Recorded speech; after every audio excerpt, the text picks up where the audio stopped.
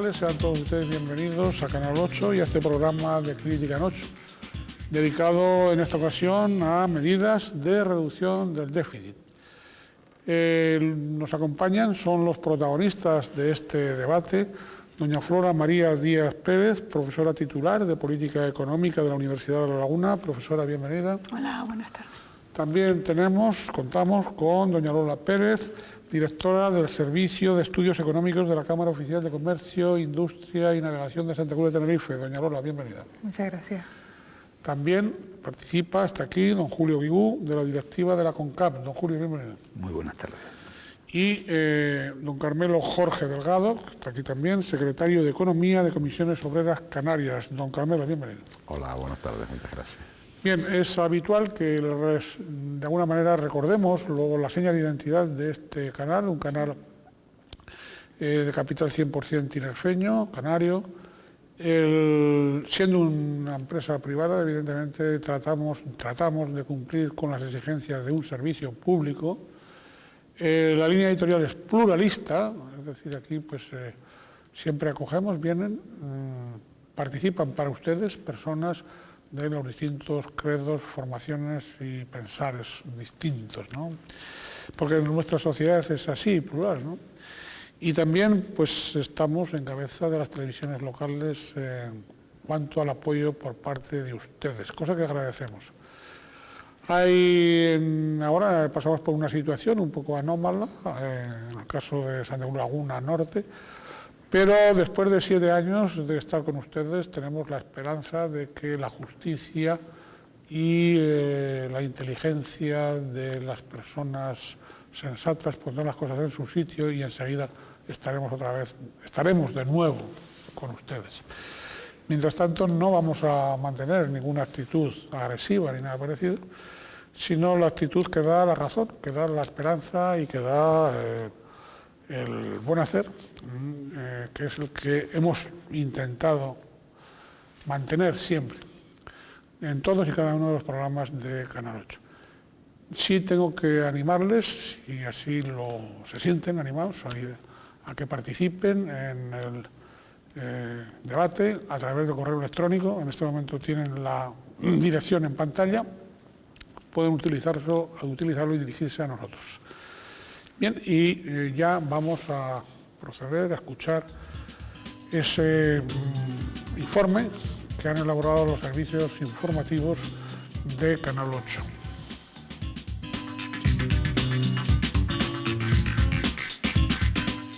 Pasará a la historia el martes 11 de mayo de 2010 como el día en el que José Luis Rodríguez Zapatero, presidente del Gobierno de España, anunciaba en el Congreso de los Diputados el paquete de medidas más duro desde que se colocara al frente del Ejecutivo 6 años atrás. Iniciativas para acelerar la reducción del déficit público. Con ese objetivo fueron propuestas para llegar a un ahorro adicional en el próximo año y medio de 15.000 millones de euros en las arcas públicas del Estado. Para el Gobierno se insta a un esfuerzo colectivo sin precedentes. Para las voces más críticas se ha planteado un recorte social sin precedentes. He ahí la polémica que ha surgido en los últimos días entre la necesidad de ejecutar unas medidas que afectan a gran parte de la población española y la posibilidad de que sean otros quienes lo terminen pagando en lugar de futuras madres, pensionistas y funcionarios, como apunta la oposición. Desgranemos, pues, las medidas anunciadas por el Gobierno. En primer lugar, las que afectan al sector público, pues se prevé reducir las retribuciones de los funcionarios del conjunto español en un 5% de media a partir del 1 de julio próximo y que permanezcan congeladas durante todo 2011. Esa rebaja será proporcional a los ingresos, afectando más a los salarios más altos. En cuanto a los propios miembros del Ejecutivo, ya sea ministros o altos cargos, el recorte será de un 15% de sus emolumentos. En cuanto a las pensiones contributivas, se suspenderá durante el próximo ejercicio económico su habitual revalorización anual. Sí se seguirán sirviendo de ellas las de carácter no contributivo y las pensiones mínimas. Del mismo modo, se elimina el régimen transitorio para la jubilación parcial. Otro de los asuntos más sonados fue el de la ayuda de 2.500 euros por cada niño nacido en territorio nacional, también conocida como cheque bebé. Fue una de las iniciativas estrella del actual Ejecutivo, muy criticada por la oposición. Hoy se decide eliminarla a partir del 1 de enero de 2011 y cabe señalar que el PP considera errónea esta decisión. Otro de los métodos de ahorro económico llegará con un control más exhaustivo del gasto farmacéutico, adecuando el número de unidades de los envases a la duración estandarizada de los tratamientos. Igualmente, se posibilitará la dispensación de medicamentos en unidosis. En el ámbito de la ley de dependencia, hasta ahora cuando se resolvía una propuesta, se empezaba a hacer efectivo el pago mensual y se agregaba un pago único por las cantidades dejadas de percibir desde el momento en que se hacía la solicitud. Se elimina ahora ese efecto retroactivo, comprometiéndose el Gobierno de España a que los casos deberán ser resueltos en un plazo máximo de 6 meses. Entre los otros ahorros que se plantea el Ejecutivo destaca una reducción en el próximo año y medio de 600 millones de euros en ayuda oficial al desarrollo, otra de 6.045 millones de euros en inversión pública estatal y una última de 1.200 millones de euros por parte de las comunidades autónomas y las corporaciones locales. ¿Medidas abusivas o equidad y esfuerzo solidario de todo el país? Bien, ese y otros interrogantes seguro que van a ser despejados en el transcurso del debate. Un debate que evidentemente para el que hay personas cualificadas aquí desde distintos puntos de vista, desde distintos enfoques, para que todos ustedes tengan más información, más documentación para llegar a sus propias reflexiones, que es de lo que se trata. Bien, tiene la palabra la profesora Flora María Díaz. Adelante. Bien, bueno, con respecto a estas medidas que se han tomado recientemente, yo creo que podríamos explicarlas con una perspectiva histórica y con una perspectiva también en el marco de la Unión Europea. Con una perspectiva histórica, de historia económica, si me permiten, porque son muchos los economistas que están volviendo a retomar los planteamientos de Keynes. Keynes nos proponía en el siglo pasado, con la Gran Depresión de los años 30, una intervención del sector público en la economía para resolver una crisis por el lado de la demanda, aumentar el gasto público. Fue una receta que propuso y que resolvió una crisis que tiene algunas connotaciones, algunas similitudes con la crisis actual. Entonces, yo creo que hay que empezar por ahí. Posteriormente tuvimos una crisis por el lado de la oferta, la crisis de los años 70, las recetas de Keynes no sirvieron y eso originó graves problemas de inflación y que hemos venido arrastrando hasta hace 2 o 3 años. Por eso el Banco Central Europeo se fijaba solo y exclusivamente, o casi exclusivamente, en el control de la inflación y nos ha cogido por sorpresa una nueva crisis que se asemeja a esa que resolvió Keynes con la receta de déficit público y aumento del gasto público. En la situación actual, los estados europeos se encuentran cogidos, digamos, de las manos para poder aplicar esa receta, porque si no a lo mejor sería más fácil, porque estamos en el marco de una unión monetaria. En una unión monetaria los déficits públicos tienen que estar controlados. Hemos firmado pactos de estabilidad, todos los estados europeos, todos los estados socios de la unión monetaria a principios de los años 90. Los Estados miembros de la Unión Europea se unieron y decidieron relajar un poco este acuerdo y aumentaron el gasto público y mejoraron un poco la situación, pero ahora la inestabilidad y esa duda sobre la solvencia del Estado griego ha reclamado una vuelta atrás y un nuevo control del déficit público. Yo creo que Bien, para empezar, ya después se continuará, ¿verdad? Muy bien, muchas gracias, doña Flora María Díaz. Doña Lola Pérez. Bueno, yo creo que las medidas que se han adoptado con carácter de urgencia han sido unas medidas forzadas como consecuencia de una situación de peligro en la que se estaba viendo envuelta toda la Unión Europea, ¿no? La inestabilidad de países como Grecia y también la debilidad de otros como Portugal y España ponía en riesgo la credibilidad de la Unión Económica y Monetaria y además la credibilidad en la moneda única europea. Eso forzó al conjunto de países miembros de la Unión Europea en una reunión de urgencia a propiciar recortes de déficit por parte de todos los países miembros de la Unión Europea, que diera credibilidad a los mercados de la capacidad de respuesta de estos países de control del déficit. Y así fue, y lo vimos no solamente en el caso del gobierno español, sino del conjunto de Estados miembros, como en los días posteriores a esta reunión del Eurogrupo, creo que fue hace 2 domingos, salieron con anuncios de medidas de recortes importantes del déficit vía reducción de gastos de manera drástica, y que en términos de cantidad, pues prácticamente las de mayor impacto tenían que venir desde lo que han venido, ¿no? De recortes de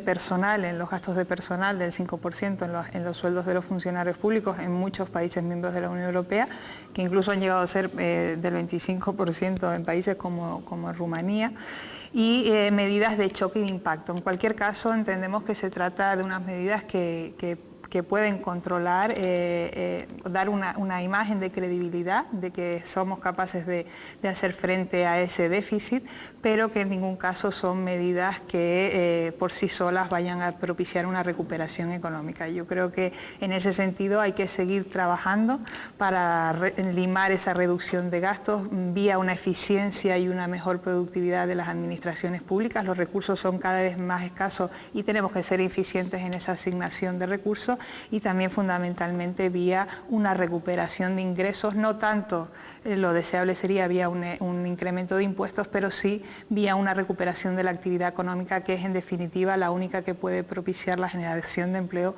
y por supuesto la recuperación de la demanda que consolide un crecimiento en el tiempo, ¿no? Muchas gracias, doña Lola Pérez. Don Julio Vigum. Hombre, yo creo que todas estas medidas que nos han cogido, yo creo que no nos han cogido de sorpresa. Es una cosa que veíamos que se tenía que plantear antes o después, y la discusión va a ser, primero, si lo que se ha hecho es lo correcto, había que hacer otras cosas, y otra cosa que está encima de la mesa y que parece que nos olvidamos de ellas, que estas medidas no serán las últimas. Son las primeras, estas son las primeras, desgraciadamente son las primeras. Yo creo que el aumento de los impuestos es una cosa que se ve venir, nos guste o no nos guste. Vamos. Muy bien, muchas gracias. Don Carmelo Jorge. Sí, bueno, yo, si me permiten, voy a empezar por negar la mayor. O sea, en mi opinión, estas medidas no solo son profundamente injustas, que ya con eso ya sería grave. En mi opinión, estas medidas, además de inútiles, son contraproducentes. Nadie puede garantizar que disminuyendo el gasto se disminuya el déficit. Porque si el nivel de retracción que se produce sobre el consumo es lo suficientemente importante como para que se detenga las posibilidades de crecimiento de la actividad económica, el año que viene habrá menos ingresos fiscales y la necesidad de producir nuevos recortes. Yo creo que en este momento los estados europeos tenían que hacer una elección entre crecimiento y pago de la deuda a corto plazo. Y se ha hecho una opción para satisfacer a los mercados. Los mercados no piden que se reduzca el déficit. Los mercados piden recortes sociales.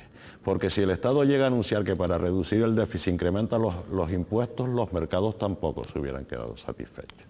O sea, estamos volviendo a la misma lógica que generó la crisis, a la lógica de situar el beneficio ni siquiera de la economía real, sino el beneficio del capital financiero por encima de los intereses de la economía real y por encima de los intereses de las personas.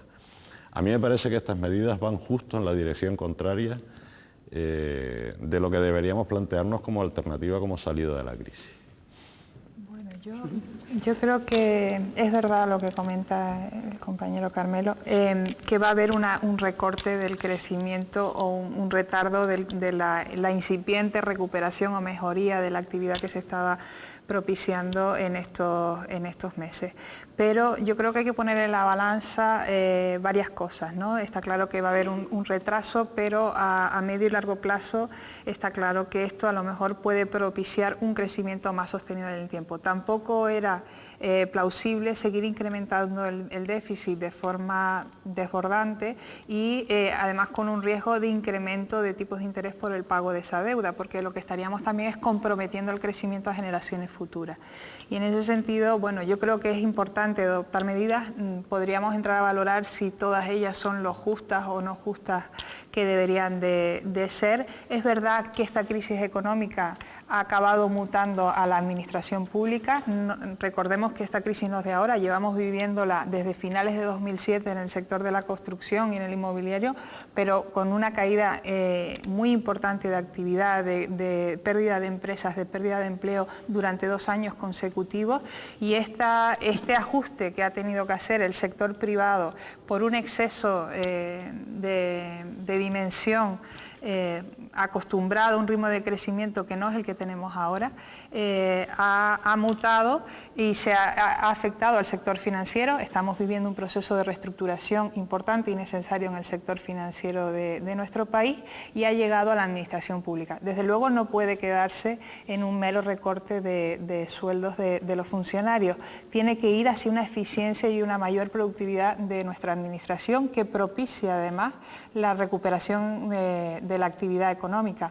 Pero es necesario y era una evolución natural de redimensionamiento del conjunto de los agentes que intervienen en la actividad económica de cualquier país o de cualquier región, ¿no?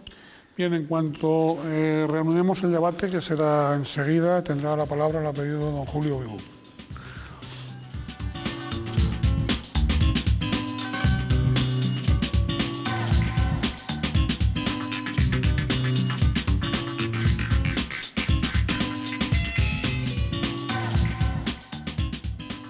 Están ustedes, estamos en Canal 8, en el programa de Crítica en 8 dedicado a medidas de reducción del déficit. Nos acompañan, son los protagonistas de este debate, doña Lola Pérez, directora del Servicio de Estudios Económicos de la Cámara Oficial de Comercio, Industria y Navegación de Santa Cruz de Tenerife, doña Flora María Díaz Pérez, profesora titular de Política Económica de la Universidad de La Laguna, don Carmelo Jorge Delgado, secretario de Economía de Comisiones Obreras, y don Julio Vivú, de la directiva de la CONCAP. Hemos tenido una primera fase, una primera etapa del debate, vamos con la segunda. Tiene la palabra, la había pedido don Julio Vivú. Yo en mi intervención anterior no planteé que estas medidas fueran las acertadas, no había entrado eso. Lo que sí decía que se veían venir la necesidad de que hubiera una determinada medida. En el sector de la construcción hay una verdadera reconversión, una reconversión brutal, con un problema serio del empleo. Hay un coste de empleo terrorífico y que lo hará.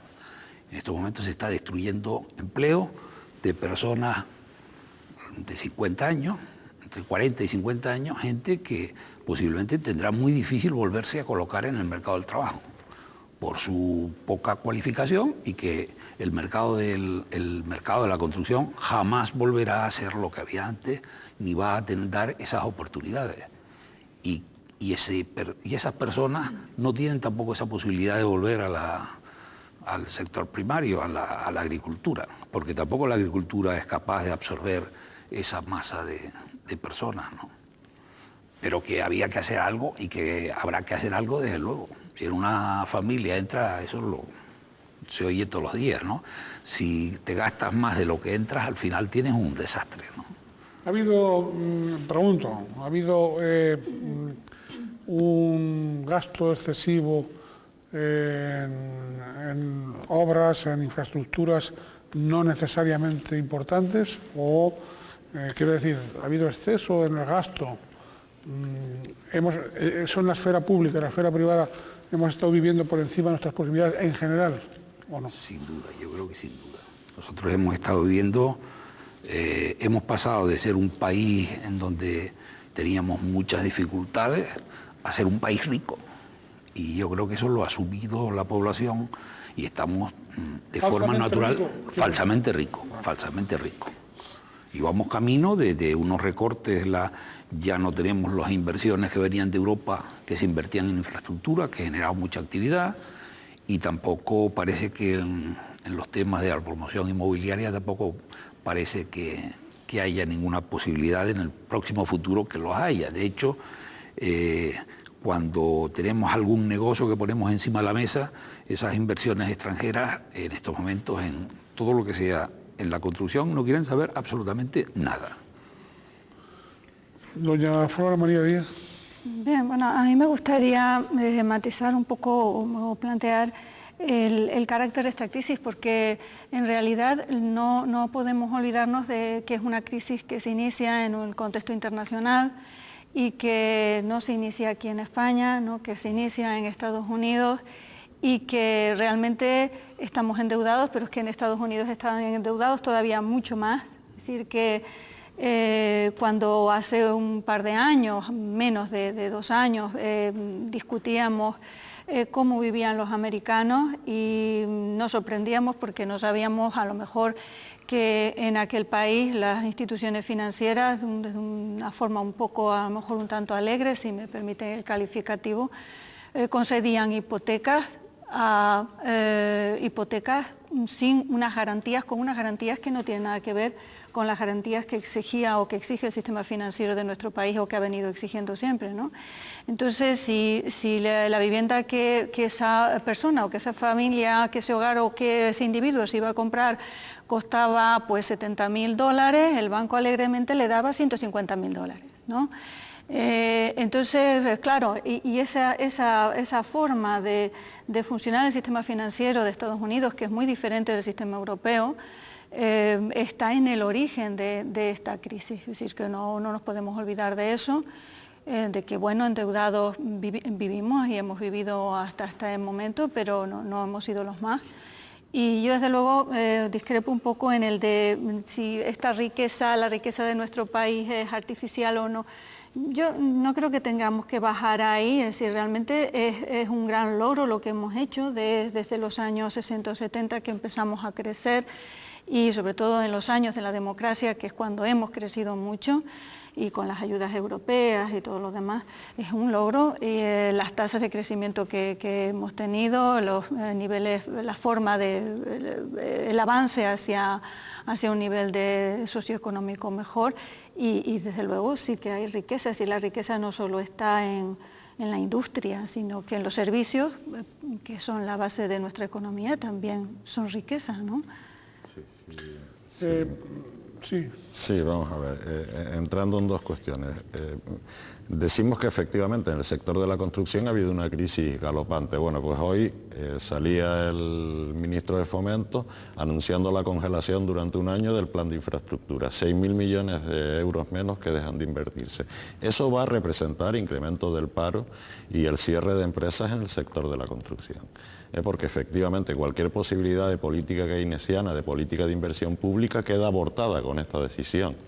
Y eso va a generar nuevos parados, nuevas empresas que se cierran y probablemente en el siguiente ejercicio una disminución de los ingresos fiscales, con lo cual que vamos a pagar la deuda antes, reduciendo el gasto exclusivamente, a mí francamente no me parece que esa receta ni sea automática ni esté garantizada. Lo que hemos hecho es dar una señal de tranquilidad al sector más especulativo de la economía internacional. Porque claro, es que tiene gracia, es que la verdad es que clama al cielo, o sea, el 60% de la deuda griega es de bancos alemanes y franceses, bancos que han obtenido el dinero al 1,5% de interés en el Banco Central Europeo y se lo han prestado al gobierno griego al 10%. O sea, es que claro, mientras no disciplinemos eso, y sigamos aceptando los dictados de los mercados, ¿qué pasará el día que los mercados digan que para la economía es más estable, más seguro, más rápido y más fiable que haya un solo partido? Está usted planteando algo como, corríjame, pero está planteando algo como que la representatividad del poder político está supeditada, digo la representatividad popular, la representatividad soberana de la ciudadanía está sometida a los dictados, digamos, del capital. Primer punto. Y segundo punto, se deduce de lo que usted acaba de afirmar, ¿no? Segundo punto,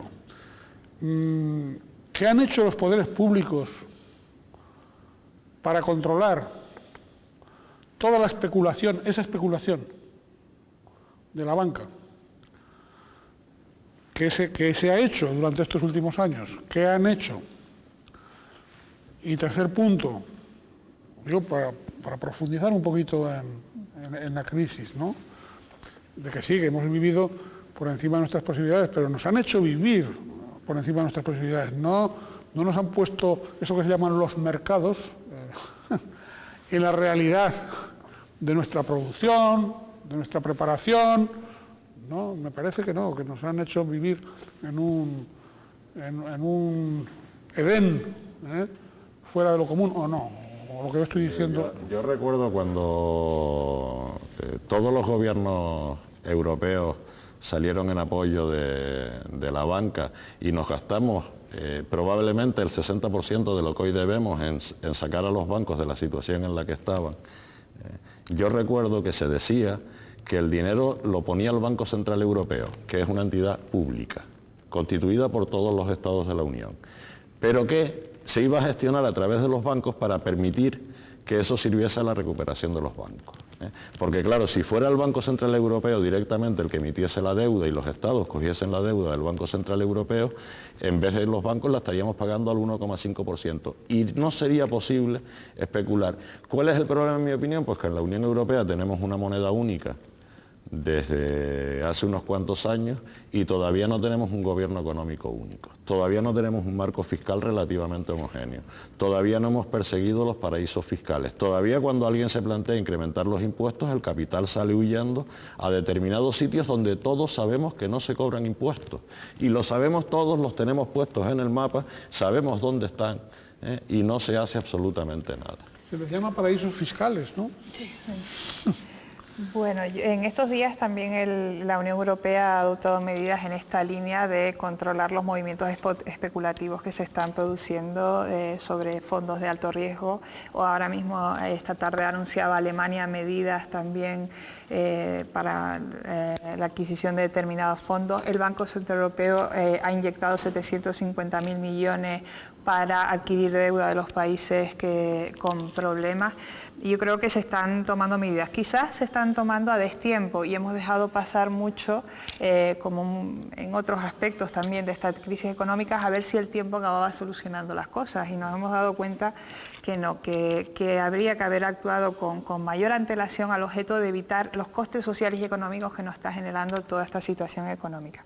Yo estoy totalmente de acuerdo en que la crisis se inició desde un ámbito internacional por un problema financiero, pero es verdad que el Estado español tenía una serie de desequilibrios endógenos que todavía persisten en nuestra economía y que son quizás más que la deuda, porque un 11% del déficit no es una deuda exagerada si la comparamos con la de otros países internacionales, pero es la falta de credibilidad que puede tener nuestro país de no solo de hacer frente a esa deuda, sino de salir, de recuperarse. ¿Por qué? Porque tenemos unos niveles de competitividad y productividad de los más bajos que hay. Y yo creo que eso es un reto importantísimo que tiene que afrontar nuestra economía y que no se está haciendo, no se están arbitrando las medidas necesarias para ello. Y luego también el problema del desempleo. Estamos moviéndonos en unas tasas de paro del entorno del 20% en el ámbito nacional y no digamos ya en el ámbito de la comunidad autónoma canaria. Por lo tanto, yo creo que hay que ir a reformas estructurales que realmente acaben de corregir esos desequilibrios que se generaron como consecuencia de ese sobredimensionamiento que afectó a todos, que afectó al sector privado, al sector de los hogares con un excesivo endeudamiento, porque ahora mismo el endeudamiento mayor lo tiene el sector privado más que el sector público, y pues que está obligando a redimensionar todo. Las empresas, como comentaba antes Julio, han estado durante todos estos años redimensionándose, adecuándose a este nuevo escenario, buscando nuevas salidas de negocio, y esperemos que eso sea una oportunidad para avanzar en la forma de hacer negocio, en la forma de gestionar nuestras empresas, en las posibilidades que nos da el exterior a nuestra economía. También el sector del mercado laboral ha sido consciente de lo que supone no estar formado, no contar con una cualificación para a la hora de buscar un puesto de trabajo, tener una mayor posibilidad en ese mercado de trabajo. El sector financiero se está reestructurando y va a tener que sufrir un proceso de ajuste importante, y también lo va a tener que hacer la administración pública. Está claro que está sobredimensionada, adecuada a un nivel de ingresos que estaba por encima del normal nivel de ingresos de cualquier administración, y yo creo que en ese proceso estamos, ¿no? Bueno, yo creo que hay que distinguir dos cuestiones, ¿no? Por una parte está lo que es la situación coyuntural del ciclo económico, que es una situación marcada por una recesión ya prolongada. Y por otra parte están los problemas estructurales de la economía española, como los de cualquier otra economía, ¿no? Y en el primer marco, en el marco de la coyuntura, yo creo que después de, como ha explicado Lola también, y Carmelo, la cuestión de la credibilidad, de la confianza y de los mercados financieros que nos están llevando por todo este calvario, porque realmente lo es, económico y social, pues está la cuestión coyuntural tenemos el terrible problema de que la falta de credibilidad sobre la solvencia griega ha hecho que todos los estados se tengan que lanzar a reducir el déficit para mantenerse dentro de la Unión Monetaria y seguir manteniendo el proyecto europeo y demás. Y después están los problemas de carácter estructural. La economía española tiene un problema estructural, no de ahora, no de esta crisis, no es coyuntural, que es el del problema del desempleo, y que es un problema que venimos arrastrando. Esto lo explicaba hace poco en las aulas también, que los alumnos me plantean todo este tipo de cuestiones y siempre salen, ¿no? Y lo venimos arrastrando desde hace muchas décadas, es decir, el trasvase de población del mundo rural al mundo urbano, algo similar a lo que está ocurriendo ahora en China, que está creciendo a tasas muy altas como crecíamos nosotros, como crecíamos los españoles, con retraso con respecto a Europa. Ese trasvase vino con retraso y por eso al pasar población que estaba en el mundo rural con una productividad cero al mundo urbano y a anotarse como demandantes de empleo, las tasas de paro se dispararon. Esa es una razón que todavía no se ha terminado de resolver, aunque hayan pasado muchas décadas. Y hay otra razón, que es la población femenina se incorporó al mundo del trabajo en España también con 20 o 25 años de retraso con respecto a la media europea.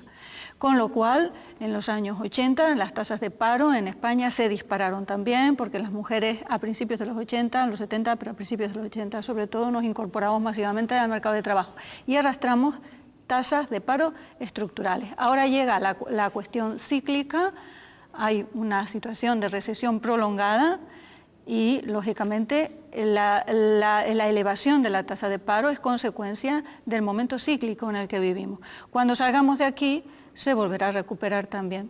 Parece que vamos a tardar, pero se volverá a recuperar también, es de esperar, ¿no? Enseguida estaremos con ustedes y otra vez tendrá la palabra en primer término don Julio Vivú, que es de la directiva de la CONCAP. Enseguida estamos, no se vayan.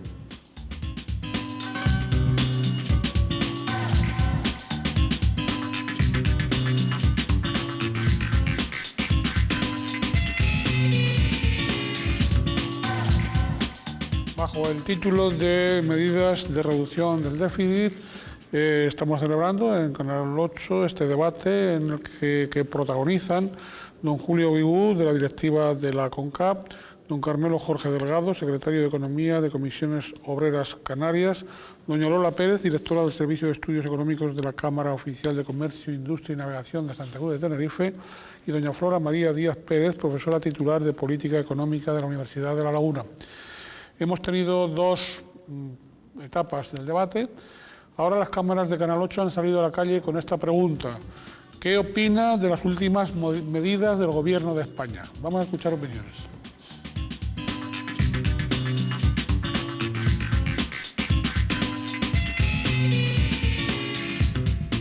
Debieron haber sido las primeras, porque ya llegan tarde. Creo que debieron haberlas tomado antes. Las últimas medidas son una desfachatez. Son unas medidas que si las hubieran tomado antes, pues hubieran sido más efectivas que ahora y en menor medida que ahora, por supuesto. Pues no las veo muy bien, la verdad. Las veo más bien mal. Porque si no nos van a subir las pensiones a los pensionistas y encima van a recortar los presupuestos, pues no me parece nada bien. Deberían recortárselo ellos, en vez de a los funcionarios.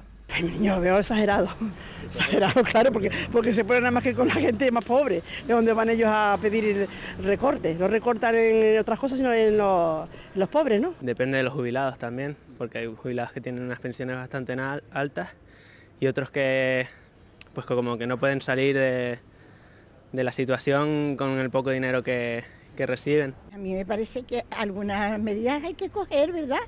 Porque si lo dejamos, que no sean perjudiciales, pero que hay que coger medidas, sí, un poco, algo. No es la vía, no la solución, pero bueno, este año tenemos que apretarnos todos el cinturón, ¿no? Digo yo. Las medidas me parecen bien, yo entiendo que todos tenemos que apechugar, lo que pasa que me parece el gobierno me parece incompetente. Me parece muy bien porque si no íbamos al caos.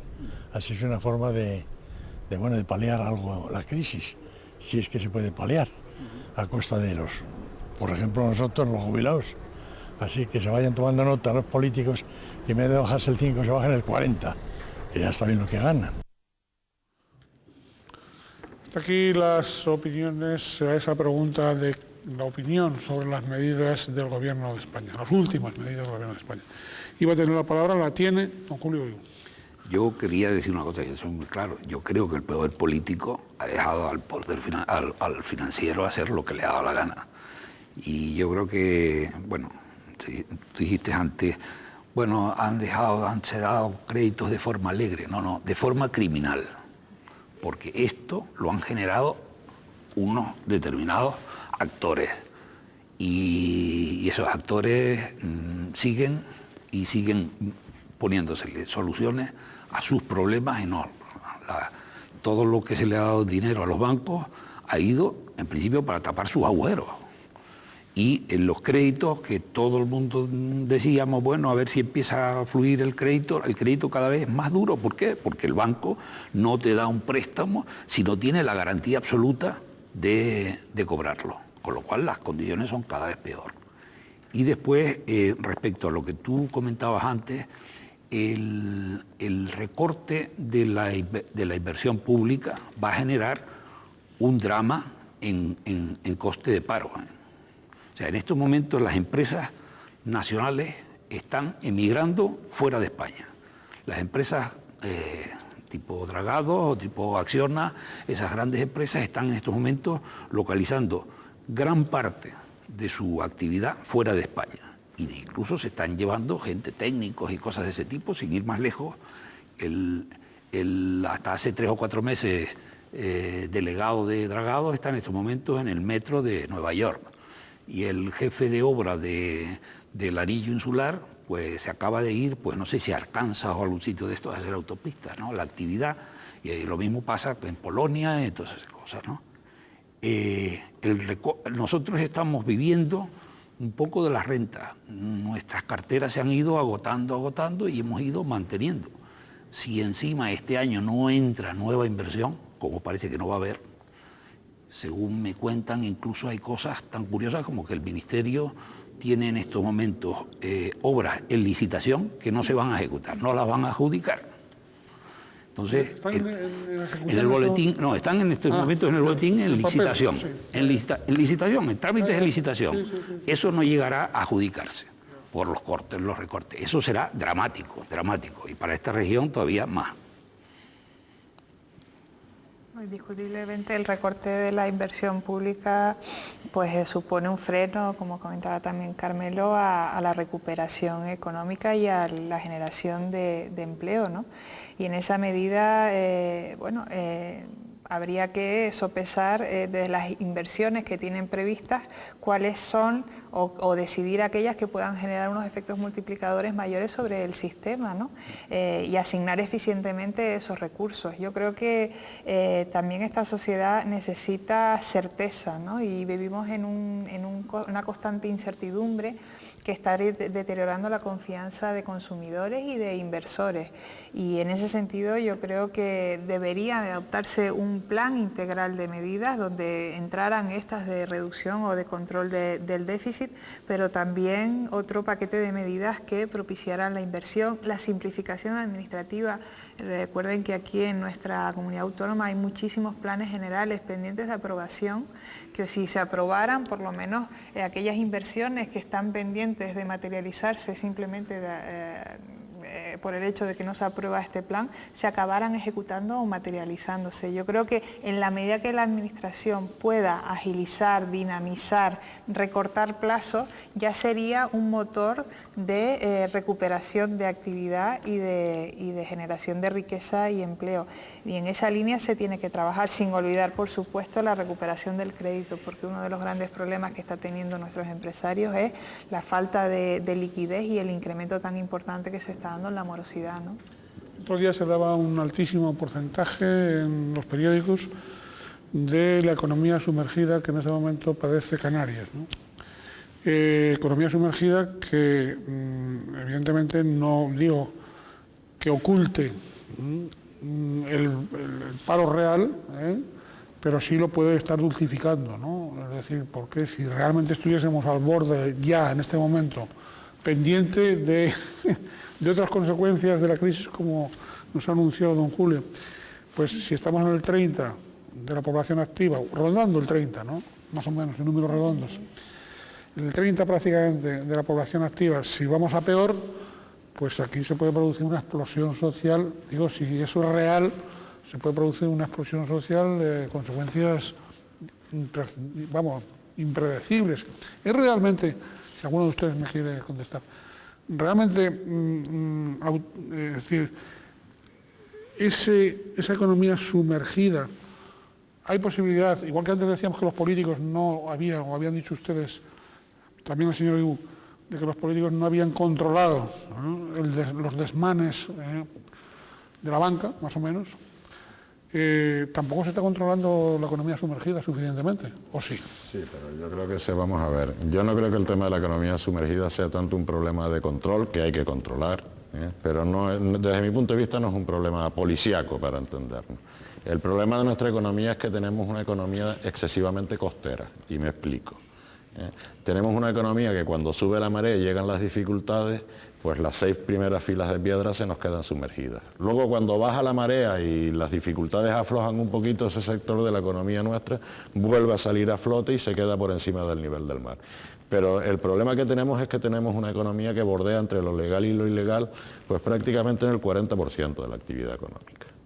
Entonces, claro, lógicamente cada vez que hay dificultades, pues hay un sector de nuestra economía que se queda debajo del agua, o sea, simplemente sube la marea y queda sobre. Sí, claro que sigue funcionando, claro, porque el señor que se ha ganado toda la vida siendo fontanero a ratos por ahí, pues lo que hace es que se da de baja, deja de pagar sus impuestos, pero sigue arreglando.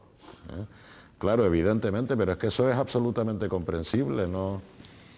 Lo que pasa es que el desempleo también le afecta, es decir, si podemos hablar de desempleo, la recesión nos afecta a todos y a los que están en el ámbito de la economía sumergida también y más, porque ahí no hay, las condiciones del mercado laboral pues son las peores, ¿no? Entonces les afecta y todavía más. Porque el que esté en el ámbito de legal, por ejemplo en el caso del empleo, si se queda desempleado tiene derecho a una prestación y demás. Las personas que trabajan en la economía sumergida, si pierden el puesto de trabajo, pues no tienen derecho a prestación, sí, ¿no? Con lo cual quiero decir es que la generalidad no es una especie de mafia organizada, sino que es eso, es gente que efectivamente está en peores condiciones que la gente que está en la economía real. Vive peor y lo pasa peor. El asunto es cuando se está percibiendo los efectos del paro y al mismo tiempo se está trabajando en economía sumergida, ¿no? Que eso también se produce. También, sí. Bien, últimas intervenciones. Bueno, en materia de economía sumergida, evidentemente evidentemente hay un porcentaje de economía sumergida, porque si no, no se entiende con los niveles de desempleo que apunta la encuesta de población activa, que no hubiera más problemas sociales de los que hay, ¿no? Y está aumentado como consecuencia también de la recesión tan importante que estamos viviendo. Yo creo que aparte de la inspección, que yo creo que no es la salida más propicia, habría que intentar aflorar esa economía sumergida a través de una política de estímulo, es decir, o una reducción de costes o unas mejores condiciones para que ese pequeñito empresario, que es el que conforma nuestro tejido empresarial, porque no nos olvidemos que más del 95% de las empresas de Canarias tienen menos de 10 trabajadores, ante esos carga de costes que tiene, pues puede haber en cierta medida un estímulo para aflorar pues esa población que mantiene bajo una economía sumergida y que además está generando una competencia desleal frente a todos aquellos negocios que sí están legalmente establecidos, ¿no? Bien, se nos ha ido el tiempo, solo queda para una última intervención en la cual yo les ruego que sinteticen todo aquello que iban a decir hoy y no han dicho todavía. También, si alguno de ustedes quiere opinar sobre lo que hoy aparece también en los medios informativos impresos de las declaraciones del presidente del Gobierno autónomo sobre animando a las empresas a crear empleo y supeditando esa creación de empleo a, creo que ayudas de dinero público, ¿no? Me parece que está condicionado a ayudas de dinero público, por si acaso quieren también interpretar eso algunos de ustedes. Bien, última intervención de doña Lola Pérez. Bueno, pues si quieren un poco apuntando a estas medidas del Ejecutivo, yo creo que son medidas interesantes, son políticas activas de empleo, pero en cualquier caso no son el enchufe que uno enciende y va a generar empleo automáticamente, ¿no? El empleo es una consecuencia que viene propiciado por una generación de actividad, ¿no? Y para ello es importante que primeramente se propicie esa actividad, esa recuperación económica que necesita en estos momentos de un estímulo del crédito, de una mayor certidumbre para poder invertir. Y en la medida que esa recuperación de la actividad económica llegue, el hecho de que exista este tipo de medidas puede hacer que ante la duda el empresario opte por contratar un nuevo trabajador, generar ese puesto de empleo y fomentar, acelerar el crecimiento del empleo, que es el último eslabón que se genera en la cadena de la recuperación, ¿no? Muy bien, pues muchas gracias, doña Lola Pérez. Profesora Díaz Pérez, última intervención. A mí me gustaría hacer una intervención para terminar, digamos, un deseo de que la situación mejore y con un planteamiento un poco optimista también, dado que las últimas medidas que simplemente se han tomado para apagar un fuego financiero, pues indudablemente van a crear problemas en la economía real, en los niveles de producción y de empleo. Simplemente decir que de todas las crisis hemos salido, es decir, esta es la mayor crisis que por lo menos mi generación ha vivido, pero saldremos de esta porque hemos salido de todas, ¿no? Un poco un mensaje positivo, que ahora esas medidas pueden ralentizar un poco el crecimiento y pueden afectar un poco al empleo, pero que una vez apagado este fuego financiero, yo creo que se podrán poner en marcha medidas que reactiven la economía y que podamos salir adelante de nuevo. Eso esperamos. Don Carmelo Jorge Delgado, última intervención. Sí, vamos a ver, dos o tres cositas. En primer lugar, con respecto a lo anunciado por el Gobierno de Canarias. Vamos a ver, lo primero que hay que decir es que 80.000 contratos no son 80.000 puestos de trabajo. En Canarias en el año 2009 se firmaron 600.000 contratos de trabajo. O sea que 80.000 estamos hablando de una cantidad, si el plan del gobierno tuviese éxito, aproximadamente de un 12, un 13% de la cantidad de contratos que se firmó en el 2009. Pero es que cuando yo antes decía que las medidas van en dirección contraria, este tipo de medidas anulan este tipo de políticas. Porque si por un lado se corta el crecimiento, ya puede uno poner la norma de contratación que quiere y dar las facilidades de contratación que quiere y subvencionar como se quiera la contratación. Si un señor en un bar no tiene clientes, no contratará un camarero, le ponga usted el contrato que le ponga y le dé la ayuda que le ayude. Y si usted retira de los consumidores el 5% de millones de personas de este país, el 5% de su capacidad adquisitiva, congela la pensión de los pensionistas para el año que viene, por mucha facilidad que usted le quiera dar al empresario, no se va a generar empleo y por lo tanto no se van a hacer contratos. Luego dos cosas más. Una, los mercados financieros no responden a ninguna lógica, no son poseedores de ninguna verdad. Ni siquiera responden a un interés mediano a medio plazo del funcionamiento de la economía. Funcionan al interés del beneficio corto de lo que mañana les dé dinero. O sea, no nos creamos que hay una especie de lógica económica que infunden los mercados y que hay que hacer eso porque eso es lo lógico. Eso es lo que a ellos dentro de 2 días les va a dar rentabilidad a corto plazo. No es ni lo lógico ni lo adecuado para la economía real. Y efectivamente, yo también creo que vamos a salir de esta crisis porque hemos salido de todas. Pero para salir con bien de esta crisis yo creo que es imprescindible que en el marco los ciudadanos europeos hagamos una reflexión colectiva sobre el papel de nuestras instituciones, sobre el nivel de nuestra democracia y sobre si de verdad podemos estar secuestrados y perdóneme la expresión, pero es que no se me ocurre otra cosa, porque cuando se les ha quitado la careta se ve claro lo que es, por una pandilla de golfos. Que cuando tuvieron las posibilidades de hacerlo nos dejaron a todos prácticamente en la ruina, que tuvimos que ir a ayudarlos y que una vez que han salido medianamente a flote nos ponen la soga al cuello para intentar volver a la misma dinámica que nos trajo a esta situación. Muchas gracias, don Carmelo Jorge. Don Julio Uibú. Yo no soy muy optimista. Me gustaría ser optimista, pero no soy optimista. Yo creo que saldremos. Lo que pasa es que creo que saldremos muy lentamente. Yo creo que hemos entrado en una especie de... Hemos pasado una revolución industrial y estamos en otro escenario completamente distinto al que teníamos.